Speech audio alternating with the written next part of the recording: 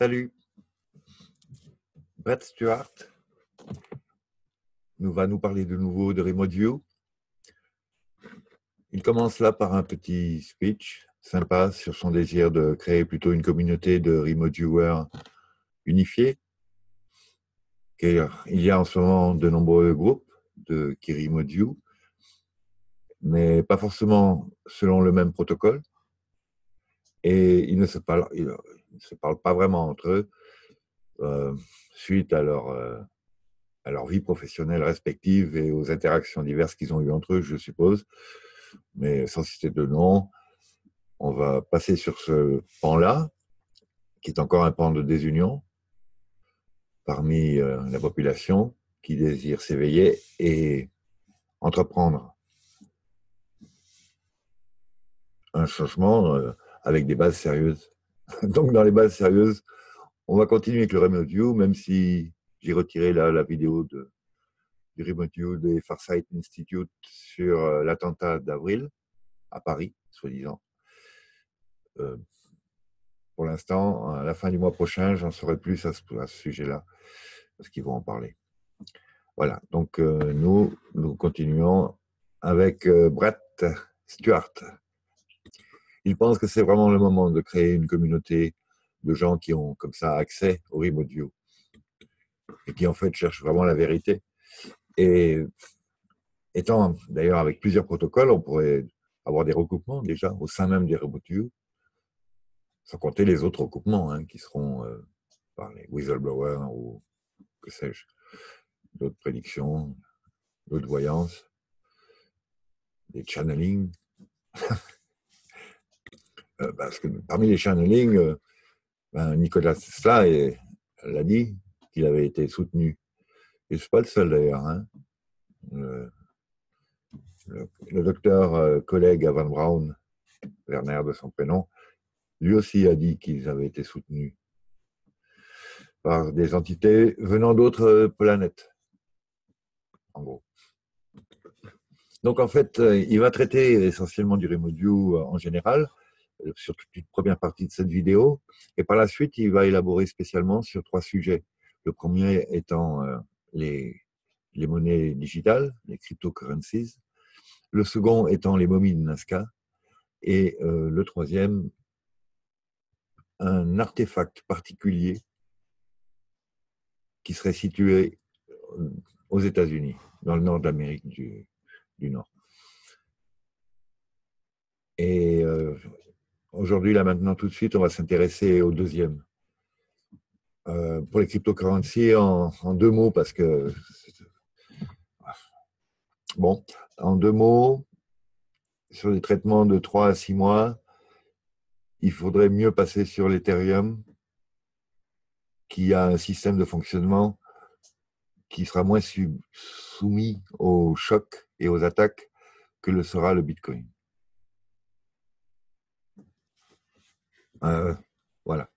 Bon, maintenant, on va aller à mes chères momies, dont je ne vous cacherai pas que j'adhère complètement, non seulement à leur existence, à leur présence, à leur véricité, et au peu de ce que ça représente par rapport à tout ce qui reste encore à découvrir dans la région, et qu'a priori, la bêtise du monde humain actuel empêche des 4 fers de découvrir, puisque ce n'est pas qu'une question de choc psychologique, mental pour les scientifiques qui vont être heurtés, parce qu'on n'est pas seul dans l'univers, il y a des hybridations, il y a énormément de choses.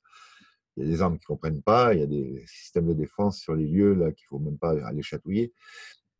Mais c'est aussi parce que ça dévoile tout le pan énergie libre, autre version d'élaborer la physique que Newton et Einstein. Et que tout ça c'est bloqué par les manias de l'énergie, qu'ils soient pétroliers, nucléaires ou autres, qui détiennent plus de 5000 brevets dans leur coffre-fort. Des brevets de moteurs surnuméraires,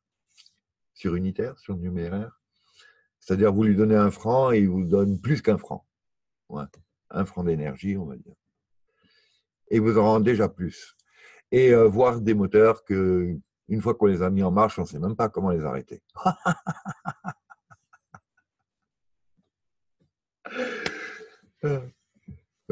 John Kelly. C'est un moteur à résonance. On ne sait d'ailleurs pas à quoi il sert. Je pense que c'était une poésie mécanique de sa part. Mécano-pneumatique. Enfin, je vais reprendre donc avec les momies de Nazca. À tout de suite.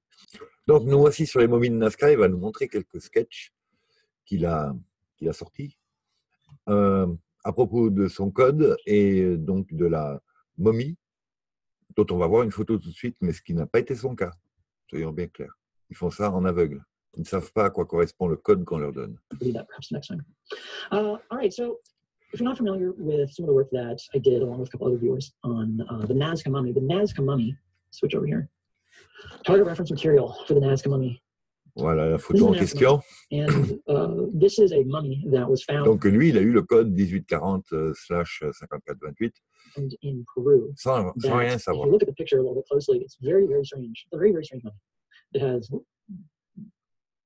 Donc, il écrit brièvement la momie, qui est comme étant très étrange, dû à la forme de ses yeux, son crâne, le fait qu'elle ait que 3 doigts très allongés, et qui, a priori, ne ressemble pas du tout à quelque chose qui a été truandé. Parce qu'il y a une chose très, très claire en Remote View, c'est que quand plus vous mettez d'application à cacher quelque chose, plus la personne qui, en Remote View, va s'y intéresser, va avoir cette évidence-là, qu'il y a eu autour une intention particulière de secret, de cachotterie ou de trucage. Et il avait parlé, quand de trucage, il lui venait des images comme la vision de gens qui regardent un écran et un dessin animé sur un écran qui raconte une histoire inutile, on va dire, inexistante.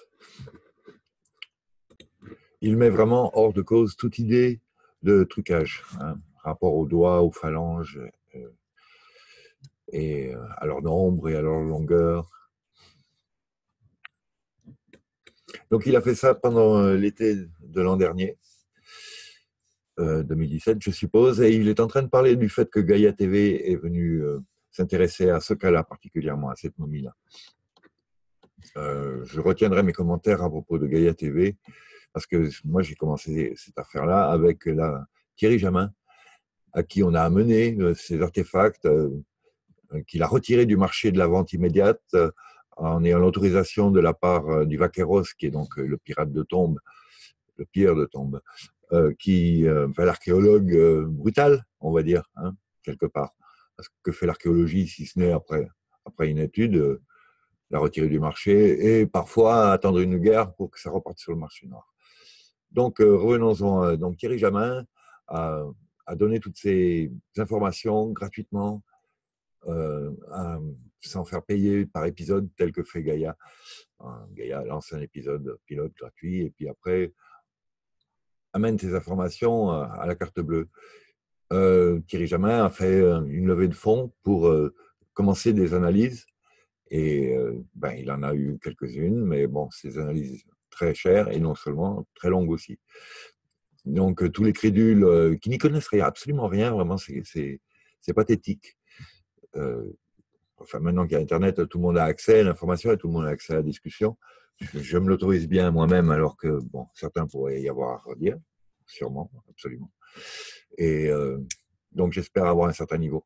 Mais, justement, j'ai un certain niveau quelque part. Et notamment, donc, en anatomie, parce que j'ai fait quelques études d'anatomie, que l'on apprend 7 fois. Et qu'il faut entretenir, sinon on l'oublie. Par contre, ce qu'on n'oublie pas, c'est des aspects, des possibilités, des fonctions, des relations entre tous les tissus qui sont présents là. Et en plus, j'ai confiance dans les médecins et autres scientifiques péruviens qui sont remis en cause même par les nôtres de scientifiques. Il y a des docteurs qui ont travaillé là-dessus, il y a un radiologue, il y a des gens qui ont fait des études, à mon avis, dans toutes les universités du monde, comme les nôtres, aux États-Unis notamment, parce que c'est à côté. Et quand ils reviennent au pays, là, ils sont vraiment pas plus idiots que nous ou les nôtres, de spécialistes médicaux, radio et autres.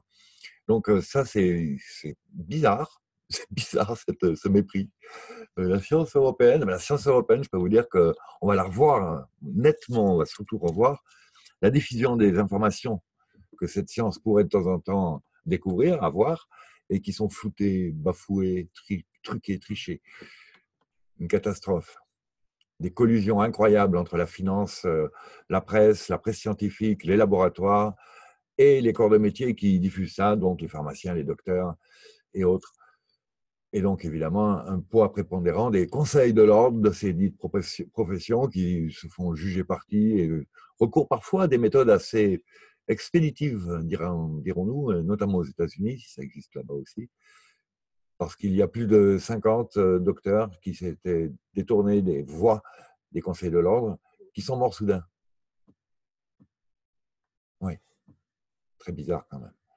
Voilà, je reprends avec Nazca parce que c'est plus gai quand même. C'est un sujet très délicat puisque en remote view, quand vous élaborez quelque chose qui s'est passé dans le passé, du fait de votre conscience, vous avez de nombreux moyens d'élaborer des moyens de comprendre, des façons dont les choses ont été faites pour arriver à la scène que vous êtes en train de visualiser. Mais donc, il faut mettre ça, évidemment, il faut faire un chilling de l'esprit. Il faut absolument laisser l'esprit logique, calculateur, de côté.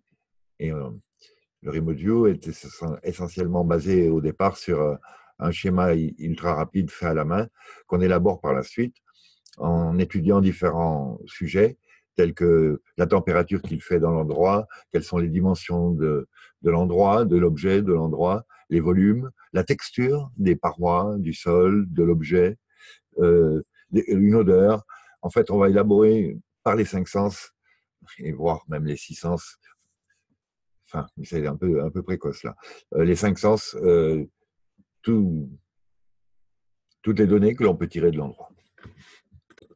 Donc voilà les petits schémas dont je vous parlais, très rapides, qui se construisent sans lâcher le stylo de la feuille ou le crayon et en focalisant sur le code.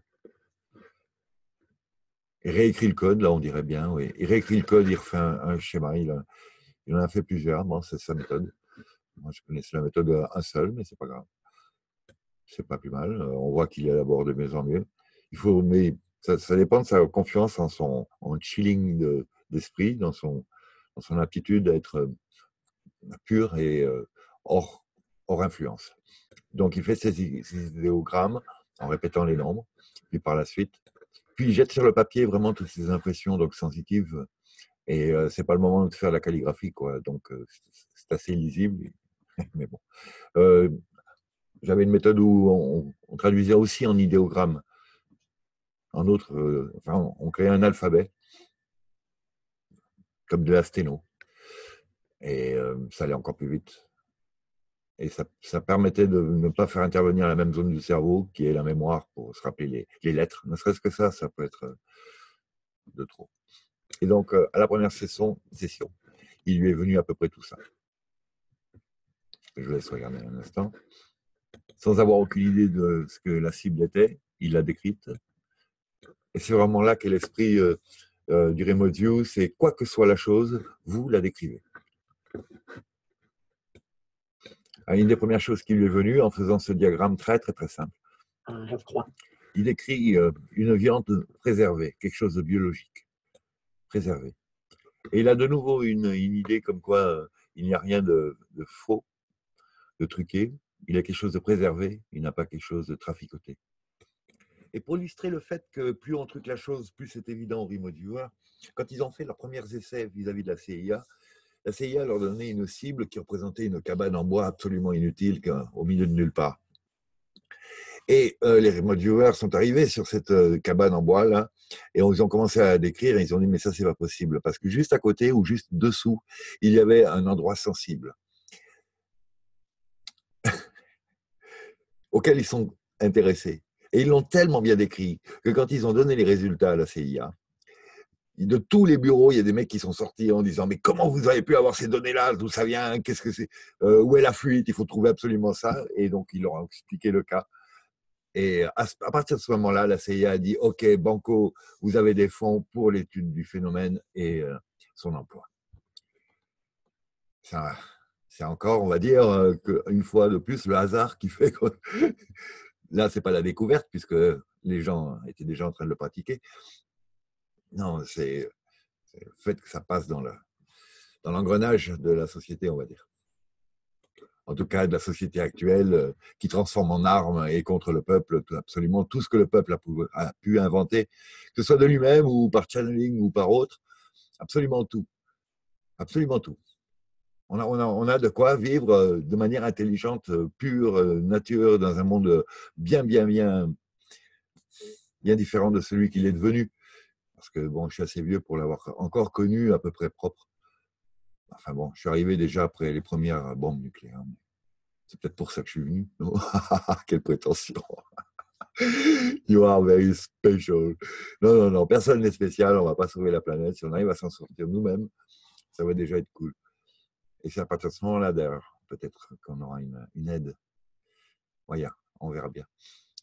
On devrait remoduler ça. Donc, je vais commenter un petit peu sa feuille, là. Et autour, donc, de ce schéma très, très, très simple, où on voit carrément, effectivement, un personnage avec des cheveux longs. Et les bras autour du corps, qui est calme, où il a eu une idée d'amniotique, de préservation, d'odeur, de viande, de biologie, une substance organique, du matériel entouré de plastique.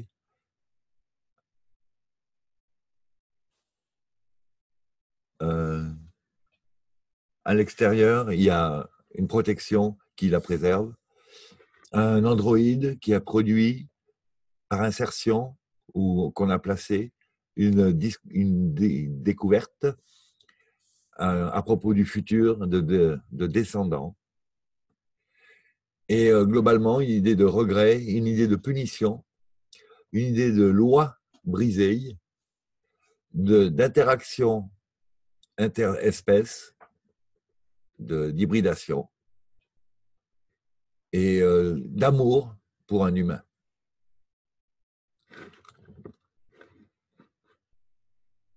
Donc en clair, cette personne-là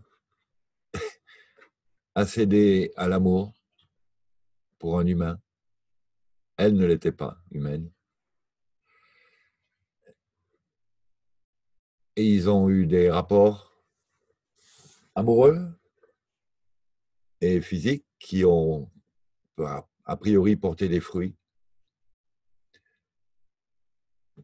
Et elle a été punie pour avoir brisé cette loi essentielle de sa tribu, son peuple, qui était l'interdiction de croisement d'espèces avec l'humain en tout cas.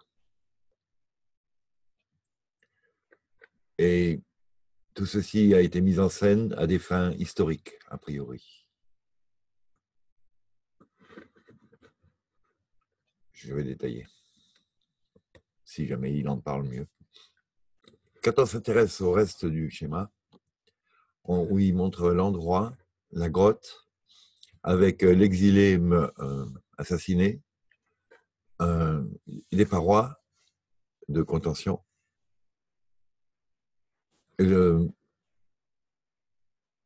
place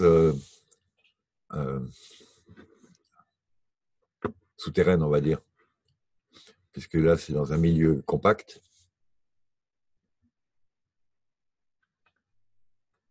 Et si c'est marqué pénal, eh bien, des quartiers pénitentiaires.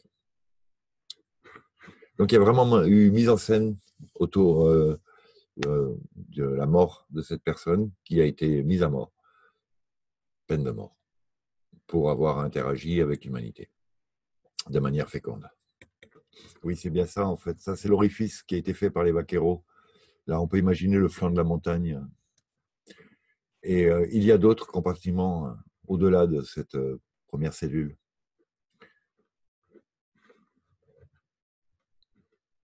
Et il reprend, vraiment rien ne lui a paru suspect de tricherie dans toute cette session. Donc, comme ça leur paraissait vraiment réel, ils ont dit, oh ben, faisons d'autres sessions. Donc là, ils vont s'intéresser au moment de la mort. Ce qui par lui-même va aussi prouver que ce n'est pas une tricherie, puisqu'il y a eu un événement autour de cette mort. Et une vraie mort, pas une mise en scène d'une poupée. Et voici le schéma qui lui est venu à propos de l'événement de la mort. Donc au milieu, il y a une personne qui est assise dans ce qui pourrait ressembler à une baignoire et il y a des produits chimiques qui lui sont balancés dessus. Elle est ensevelie sous les produits chimiques. Ceci fait par d'autres formes de vie qui sont au-dessus et autour, les juges, quoi, les exécuteurs. Il a aussi des notions de chaleur, de charge qui viendraient d'au-dessus. Ce sont vraiment ses pairs qui lui font ça, ses associés, ses compatriotes, ses congénères. Et au total, ils lui font prendre quasiment un bain d'acide. Et ils le font parce que ces gens-là avaient des lois et qu'ils le font en tant que punition. Donc, il y a un endroit où il a marqué EI et il traduit ça comme étant l'endroit où ils vont noter l'impact émotionnel qui est ressenti. C'était vraiment un moment et un endroit très dramatique et c'est pas du tout le genre de situation auquel vous voulez être connecté, ce qui est à peu près arrivé à une des personnes qui a fait le remote view là, et dont elle a dû donc s'éloigner. Et ça, c'est encore une preuve qu'on peut faire confiance aux deux sessions et aux résultats qu'ils en ont tirés du fait des implications secondaires d'une action principale à laquelle ils s'intéressent. Et ils ont même fait une session à propos de ce qui aurait pu être caché sur cet événement actuel, je pense. Et donc, il leur vient ça. Il leur vient donc ce corps qui est séparé à un endroit. Et il ressent que quelque chose qui a été caché, hushed, est un morceau de preuve. Voici le schéma repris. Donc l'émotion est la tristesse. La personne était enceinte et on l'a avorté, on lui a extrait son fœtus, son enfant. Et ça, c'est des renseignements qui étaient nulle part ailleurs auparavant et dont notamment Gaia TV n'avait pas notion. Il leur est venu ceci comme schéma. Voir celui-là. Time. So here it is. Right here is a picture at the bottom. Et voici. Showing the actual fetus that was actually found at the same location as this mummy. And voici le fœtus qui a été trouvé au même endroit que la momie. Et donc, comme ce renseignement était nulle part, il y a les producteurs de Gaia qui sont venus les voir en leur disant « Mais comment vous pouvez savoir ça ?» Encore, petite publicité pour le remote view, qui lui fait assez plaisir. On le comprendra. Et ils ont d'ailleurs fait un radio show avec Jay Whitener et Jimmy Church à ce propos-là. Vous devez pouvoir trouver ça sur Internet, je suppose. Et ensuite, ils vont faire encore d'autres sessions. Et il va s'intéresser là à un aspect que j'ai un peu shunté. Quand j'ai lu Android, moi aussi je l'ai lu, il y a quelque chose qui ne va pas entre Android et biologique. Donc, il parle du fait que ce n'est pas une entité biologique qui anime le corps. Et il y avait donc cette chose androïde qui avait été placée dans ce corps biologique et qui l'animait. Et ça, c'était tout à fait original. Donc, ils font une session. Donc, il va nous montrer quelques résultats. Voilà, par exemple.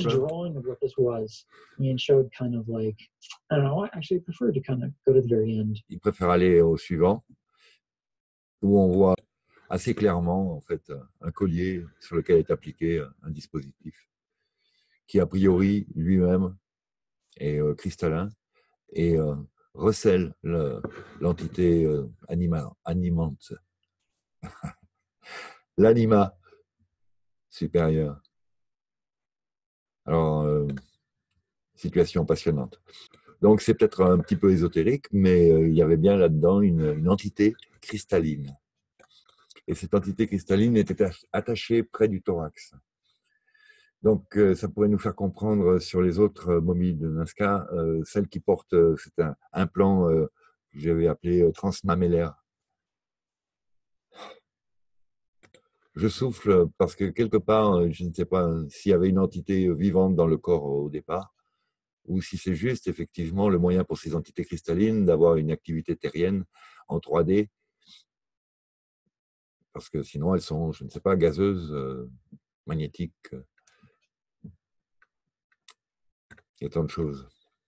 Donc l'entité est bien protégée dans un boîtier qui est attaché de très près au thorax. Et cette entité cristalline est comme un cerveau pour le corps. Et donc ça avait un aspect brillant, miroitant, un bijou brillant, pourrait-on dire. Un rubis brillant de mille feux. Mais cette entité cristalline n'est pas n'importe laquelle. C'est une entité rebelle, compassionnée, qui est la compassion.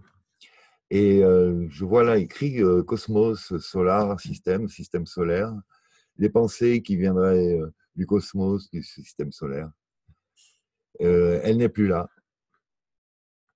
Et oui, quelque part, ça explique qu'elle ait fauté d'après la loi, mais donc elle a été sujette à l'amour.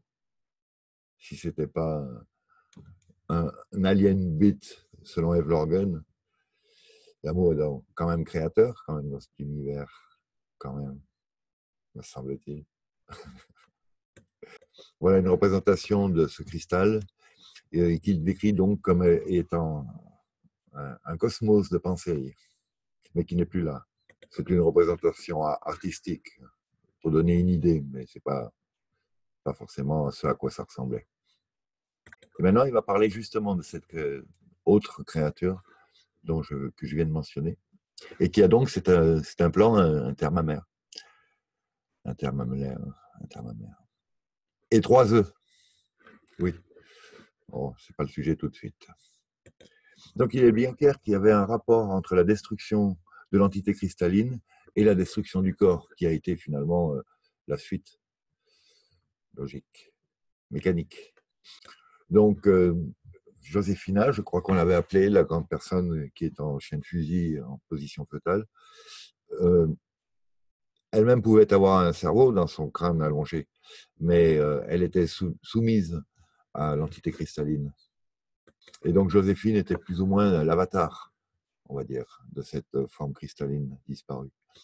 Et donc les études qui ont été faites au niveau de l'ADN du doigt de Joséphine et des autres parties de son corps, qui ont montré le même ADN, qui est lui-même très très proche à 99% de celui de l'humain.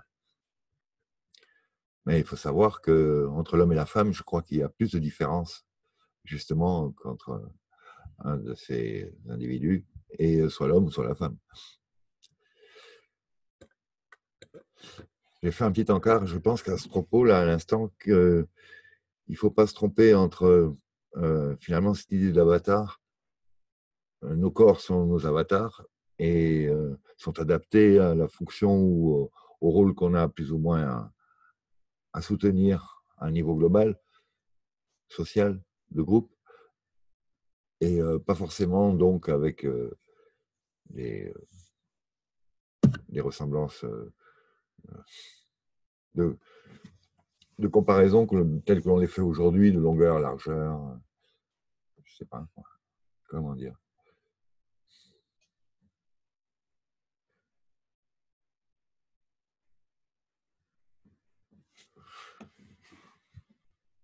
Voilà, vous avez un camping-car dans lequel il y a une petite moto.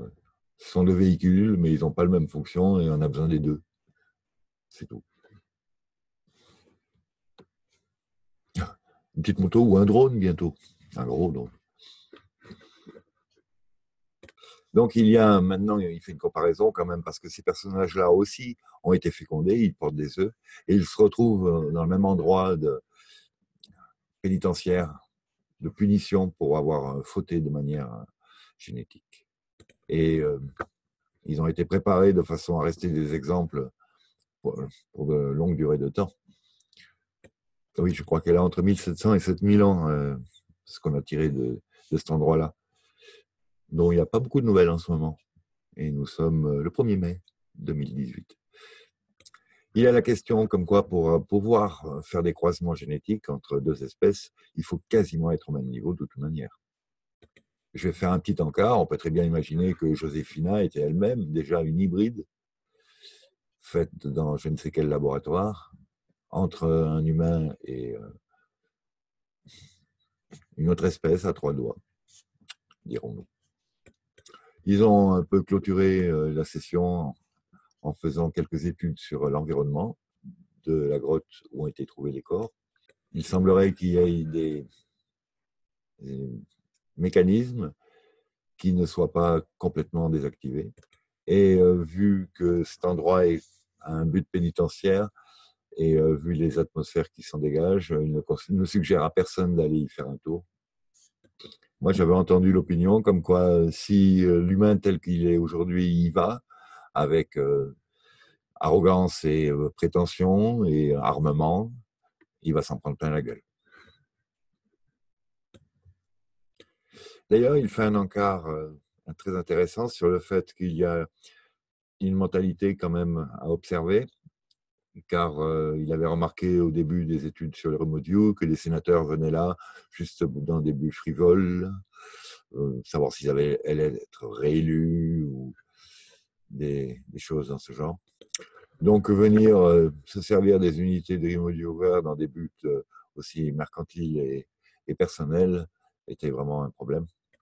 Il faut aussi savoir que quand les Américains, la CIA, a finalement donné son feu vert pour les études, qui n'ont été finalement acceptées que 5 ans plus tard, hein, je crois, enfin, admises ou ouvertes, ou enfin, sérieusement entreprises. Et mises en application, c'était pour espionner les Russes. Et au bout d'un moment, ils ont vu aussi que quand ils arrivaient, finalement, il y avait un problème. Et ils se sont rendus compte que les Russes les attendaient dans un décor monté, de façon à les induire en erreur, en sachant qu'ils allaient se faire espionner par Remote View.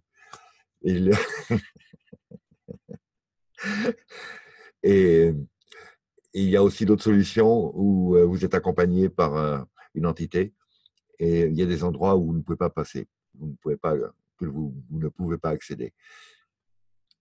On vous renvoie. C'est assez spécial, oui, je sais. C'est intéressant. Disons que c'est au moins un garde-fou à ceux qui manquent notamment d'éthique.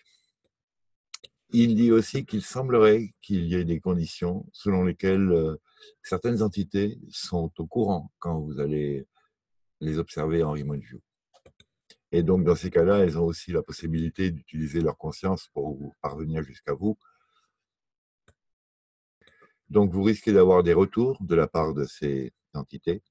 Et ça s'est produit de par le passé, dans son expérience. Et certains de ses collaborateurs ont vraiment été très ennuyés. Et une fois, pardon, on lui avait demandé de remote viewer les premiers essais interbalistiques de missiles intercontinentaux, je veux dire, américains. Il y avait, à chaque fois qu'il y avait un essai, il y avait quelque chose qui arrivait juste à côté du missile et qui lui envoyait un rayon de lumière. Et donc, il avait perçu ça. Il y avait la lumière qui tapait 2-3 fois sur le missile et puis qui disparaissait et le missile se crachait dans l'océan. Il y a quelqu'un qui en avait parlé au comité de presse 2010, il me semble. Et quand il avait dit, mais qu'est-ce que c'est? Mais il a dit, mais c'est un ovni. Et on lui avait répondu, plus jamais vous dites ça. Un adulte de 45 ans. Plus jamais tu dis ça. Oui, monsieur.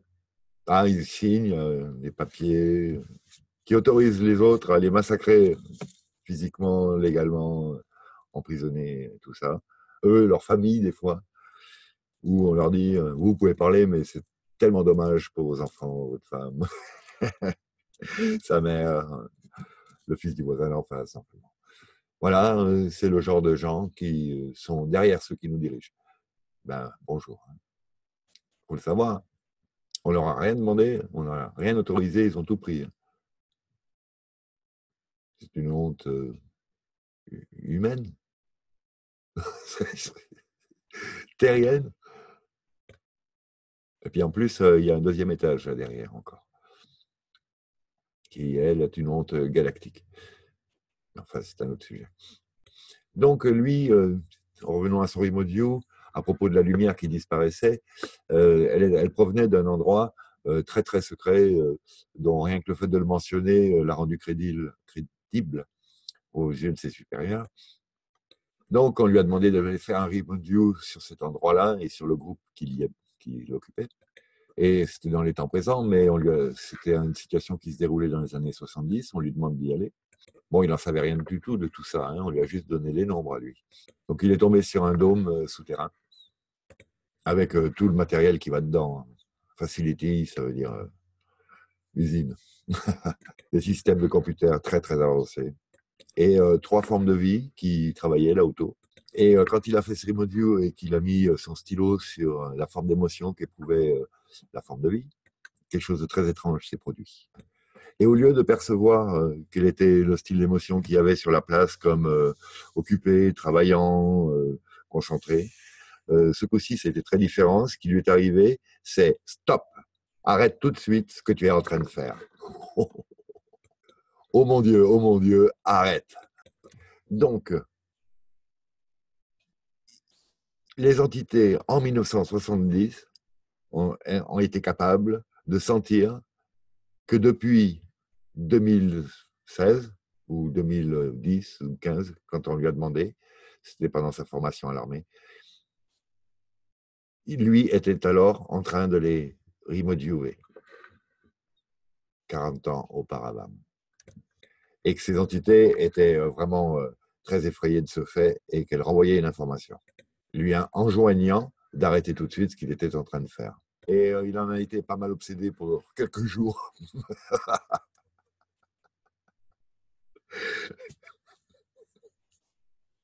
Et des choses comme ça lui sont arrivées encore 5 ou 6 fois dans sa carrière de remote viewer. Et alors qu'il regardait à quelque chose, il y avait différents degrés de feedback. C'est-à-dire, ce qui est drôle aussi, c'est qu'il était branché sur le canal émotionnel. Quand il fait ce sondage-là, il éprouve, je suppose, l'émotion en question. Donc, il lui permet de transcrire ce que c'est. Et tandis que là, sur ce canal émotionnel, il a eu une discussion intellectuelle. Lobe frontal direct. Enfin, je pense que ça doit être encore plus surprenant parce qu'il n'arrivait pas à noter ces stop quelque part sur la page. Ce n'était pas dans ses critères habituels d'analyse, dans lesquels, je le rappelle, il n'y a absolument pas celui de la compréhension de l'analyse immédiate. C'est un travail qui se fait après. Donc, il lance quand même un petit avertissement à tous les remote viewers amateurs qui, s'ils ne font pas attention aux genres d'entités qu'ils vont croiser lors de leurs analyses, leurs études, leurs sondages, peuvent prendre des risques. Et donc, il met un point d'appui sur quelques méditations, sur quelques préparations spirituelles, psychiques, avant d'entreprendre ces travaux. Parce que si vous n'êtes pas au courant de cette situation possible, vous pourriez ouvrir une backdoor dans votre corps énergétique, mental ou autre, et y amener des attentions que vous ne voudriez pas dans votre vie. Il rapporte une expérience où, suite à des contacts comme ça avec d'autres entités, il y a eu des interventions dans la vie des gens, dans leur quotidien, dans leur environnement, des lumières qui s'allument, des phénomènes, et c'est profondément déstabilisant quand même. Donc, attention à tous les amateurs. Il y a des précautions à prendre, un état d'esprit, une éthique et une stratégie de progression qu'il est intéressant de suivre, ne serait-ce que pour ne pas se tromper nous-mêmes, en y incluant trop de réflexion ou d'autres choses, ou en y excluant des possibilités que les remote viewers d'aujourd'hui ne négligent plus. Je crois que ça s'est nettement étoffé. Donc, commencer en faisant du remote view sur des photographies, il n'a jamais eu aucun retour négatif à ces propos-là. Choisissez vos photos. Donc voilà, entourant de nos meilleures pensées ces vœux pieux d'éthique et de bon usage et de partage du remote view et de ses résultats. Et je vous remercie pour votre écoute et je vous dis à une prochaine fois.